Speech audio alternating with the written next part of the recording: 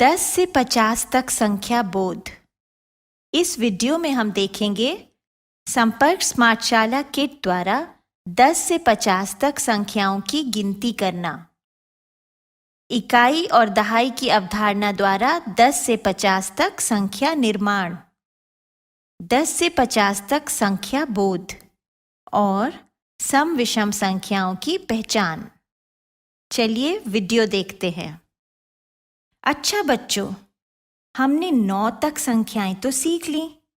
क्या आप जानते हैं कि 9 के बाद क्या आता है? 9 के बाद जो संख्या आती है उसे हम 10 कहते हैं। हाँ, 10। हमारे हाथ की उंगलियां कितनी हैं? 10। गिन के देखिए। 1, 2, 3, 4, 5, 6, 7, 8, 9, 10। चलिए 10 बच्चे सामने आइए।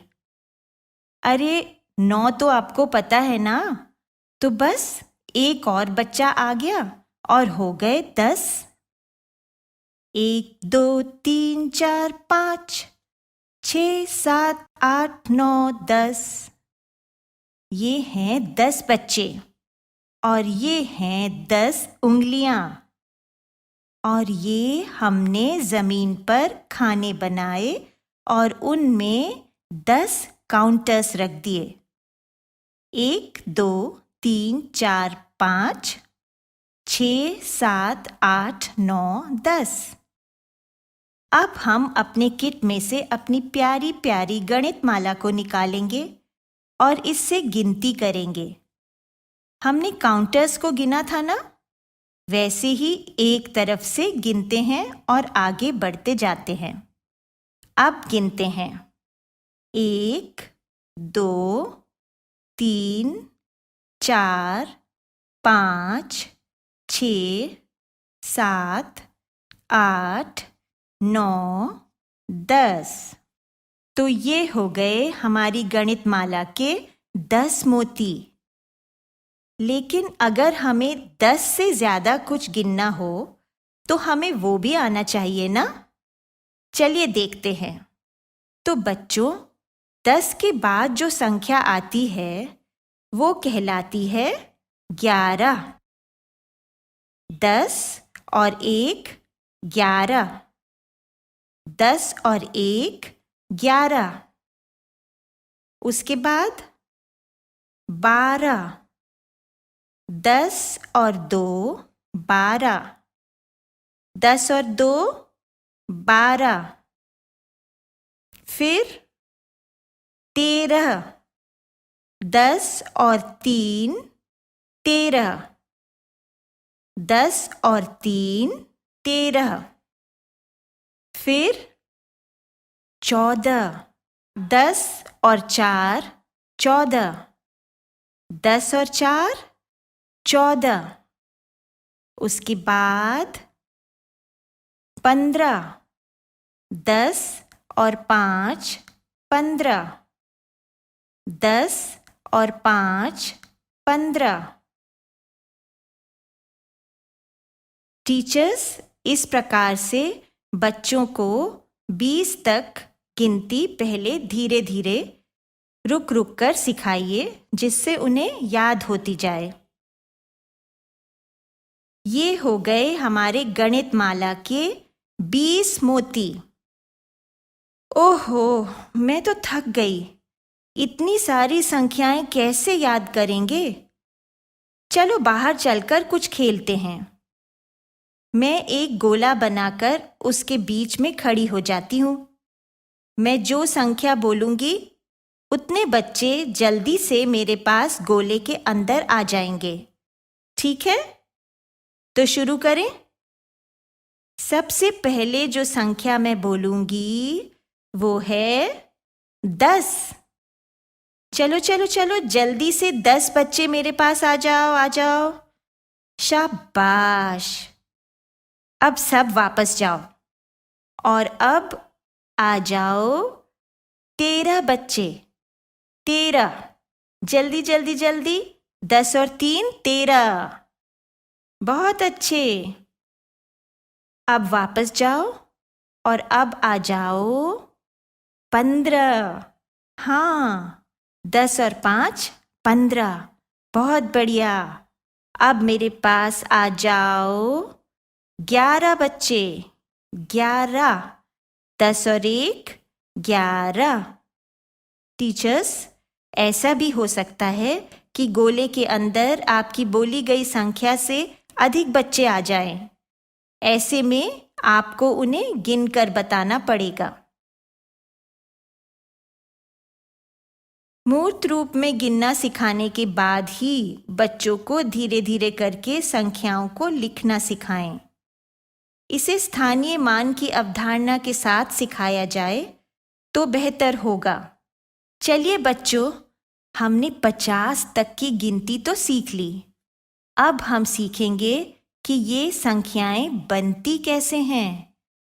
बच्चों, क्या आप जानते हैं संख्या 10 को हम लिखते कैसे हैं?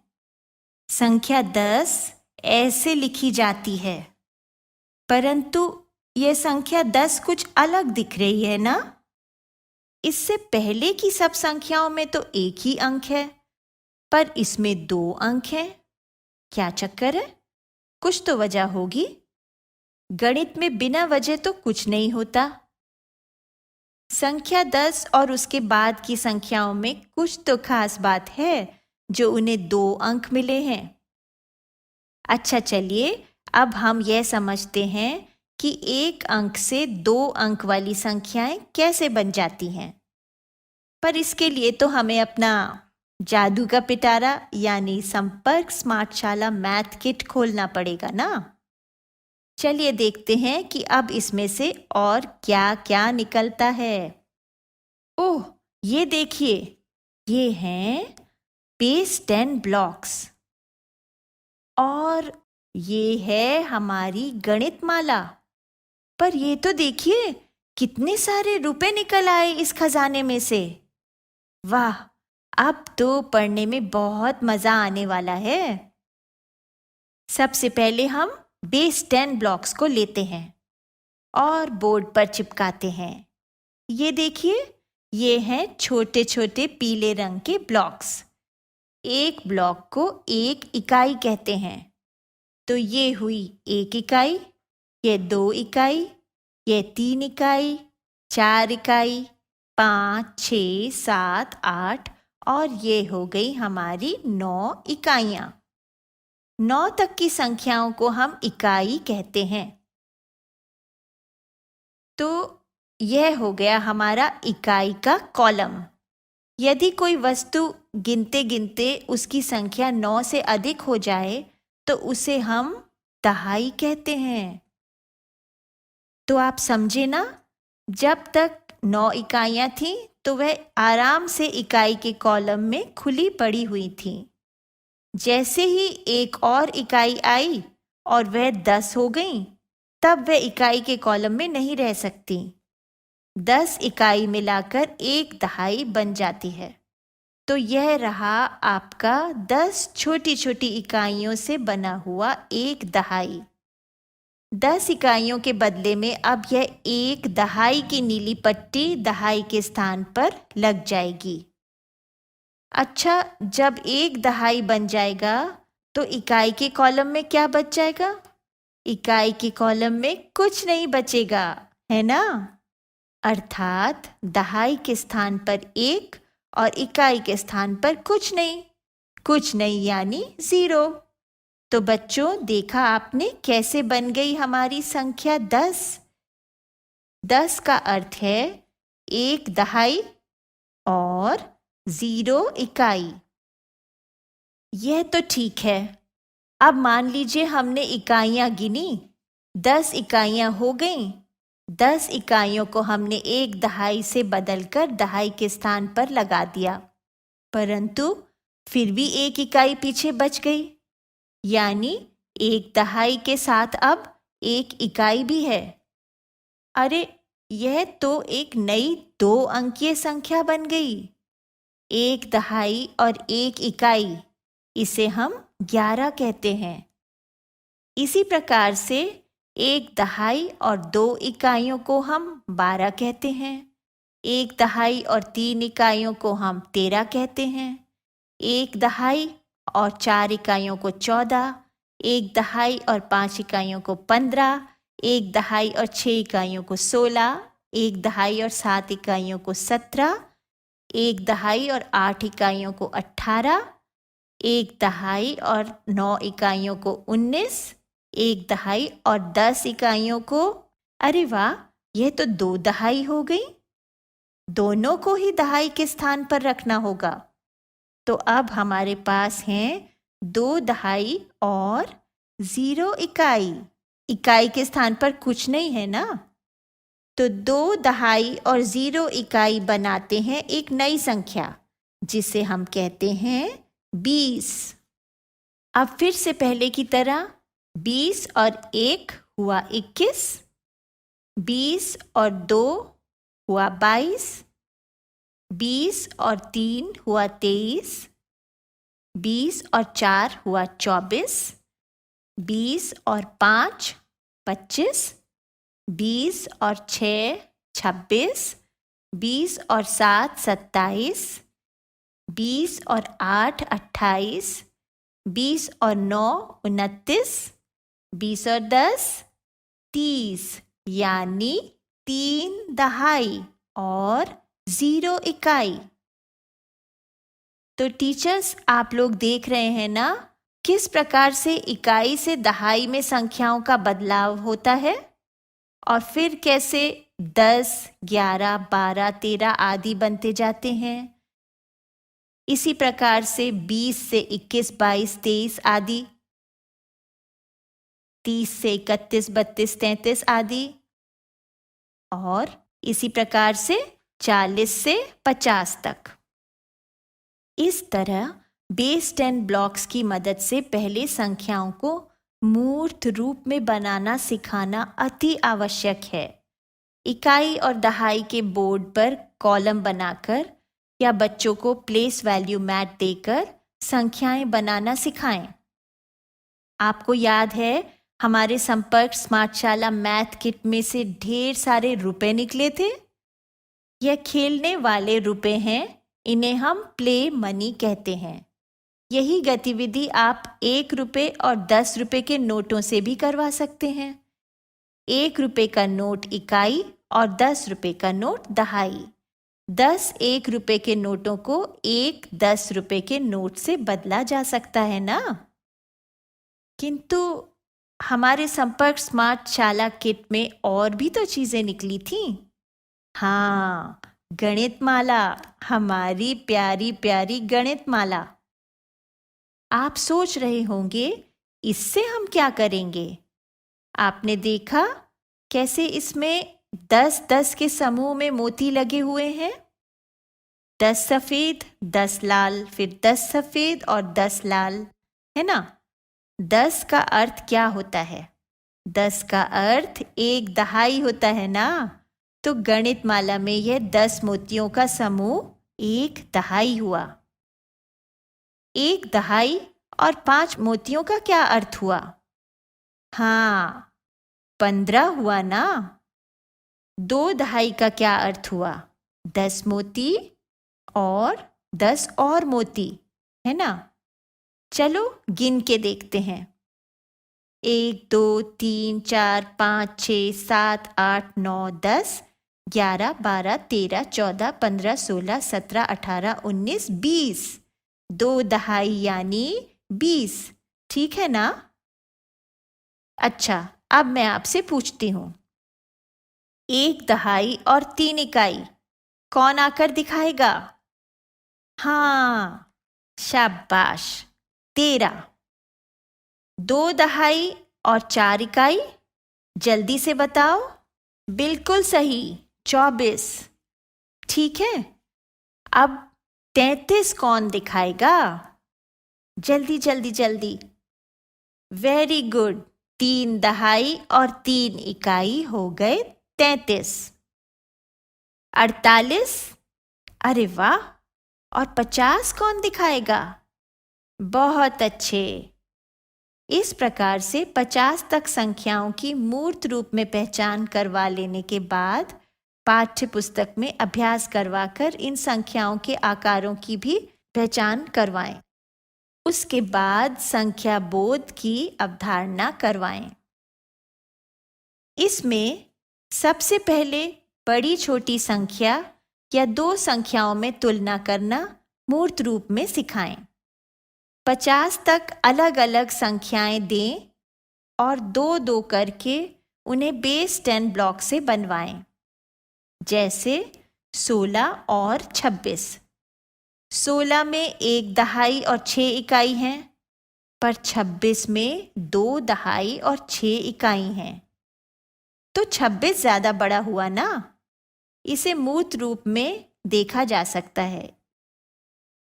इसी प्रकार से 44 और 24 या 36 और 42। बड़ी या छोटी संख्या दिखाने के लिए हम ऐसे चिन्ह का प्रयोग करते हैं। इसे हम चिड़िया का मुंह कह सकते हैं। चिड़िया हमेशा बड़ी संख्या को खाना पसंद करती है, इसलिए बड़ी संख्या की ओर उसका मुंह खुला होता है। बच्चों को 50 तक गिनती सिखा लेने के बाद किसी संख्या के पहले, बीच में और बाद में कौन सी संख्या आती है, यह अभ्यास ब्लैक बोर्ड पर करवाएं। इस प्रकार से 20 से पहले क्या आता है? 39 और 41 के बीच में क्या आता है? 22 के बाद क्या आता है? या फिर उन्हें 50 तक गिनती पूरी करने को दे सकते हैं। यह समझ लेने के बाद बच्चों को संख्याओं के आरोही अवरोही क्रम का अभ्यास करवाएं। 50 तक की संख्याओं में से ही कुछ संख्याएं उठाएं और ब्लैक बोर्ड पर उन्हें मिला जुला कर लिख दें। फिर इस प्रकार से एक सीढ़ी नुमा पैटर्न ब्लैक बोर्ड पर बनाएं। बच्चों को कहें कि छोटी से बड़ी संख्याएं इस सीढ़ी पर नीचे से ऊपर की ओर लिखते जाएं। जब हम छोटी से बड़ी संख्या की ओर ऊपर को चढ़ते हैं तो इसे आरोही क्रम कहते हैं। इसी प्रकार से जब संख्याओं को हमें बड़े से छोटे क्रम में लिखना हो तो हम इसी सीढ़ी के ऊपर से नीचे उतरेंगे। इसे हम अवरोही क्रम कहते हैं। इस प्रकार से सीढ़ी के चित्र से बच्चों को आरोही अवरोही क्रम अच्छी तरह से समझ आ जाता है। एक और संख्या बोध की अवधारणा है जो बच्चों को सिखा देनी चाहिए। वह है सम विषम संख्याओं की पहचान। पहले एक अंक वाली छोटी संख्याओं से समझते हैं। सम संख्याएं वो होती हैं जो दो समूहों में बराबर बराबर विभाजित हो सकती हैं। जैसे संख्या 2 को हम 1 और 1 में विभाजित कर सकते हैं ना? या संख्या 4 को हम 2 और 2 में विभाजित कर सकते हैं। लेकिन 3 को हम बराबर बराबर विभाजित नहीं कर सकते ना। 3 को तो 1 और 2 में विभाजित करना होगा। इसी प्रकार से 5 को भी विभाजित करें तो 2 और 3 में होगा। ऐसी संख्याओं को विषम संख्याएं कहते हैं। यानी जो संख्याएं 2 बराबर समूह में विभाजित हो जाएं, वो सम संख्याएं कहलाती हैं, और जो बराबर समूह में विभाजित ना हो सकें, उन्हें विषम संख्याएं कहते हैं। तो कौन कौन सी संख्याएं सम हुई? 2, 4, 6 और 8। और कौन सी विषम? 1, 3, 5, 7 और 9। अब हम सम संख्याओं को थोड़ा और आगे ले जाते हैं। 2 1 और 1 में विभाजित हुआ। 4 2 और 2 में विभाजित हुआ। 6 3 और 3 में। 8 4 और 4 में। 10 5 और 5 में। 12 6 और 6 में। 14 7 और 7 में। 16 8 और 8 में, 18 9 और 9 में और 20 10 और 10 में। तो आपने क्या देखा? 2 4 6 और 8 के अलावा हर संख्या जो सम है उसके अंत में 2 4 6 8 या 0 है ना? तो हमें यह जान लेना काफ़ी है कि हर वो संख्या जिसके अंत में 2 4 6 8 या 0 है सम संख्या होती है, चाहे वो कितनी बड़ी संख्या हो। इसी प्रकार से जिन संख्याओं के अंत में 1 3 5 7 और 9 हो वो विषम संख्याएं होती हैं।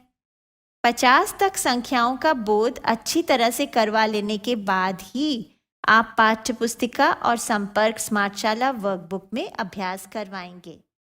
आपको ये वीडियो देखकर मजा आया ना? अगर आप इस वीडियो से संबंधित अन्य संसाधन जैसे कि अन्य वीडियो, गतिविधियां, क्विज इत्यादि देखना चाहते हैं तो अभी डाउनलोड करें संपर्क स्मार्टशाला मोबाइल एप्लीकेशन। और हाँ, अगर आपको ये वीडियो अच्छा लगा हो तो इसे जरूर लाइक करें। और भी नए नए वीडियोस देखने के लिए सब्सक्राइब बटन पर क्लिक करना न भूलें। मिलते हैं बहुत जल्द YouTube और संपर्क स्मार्टशाला ऐप पर।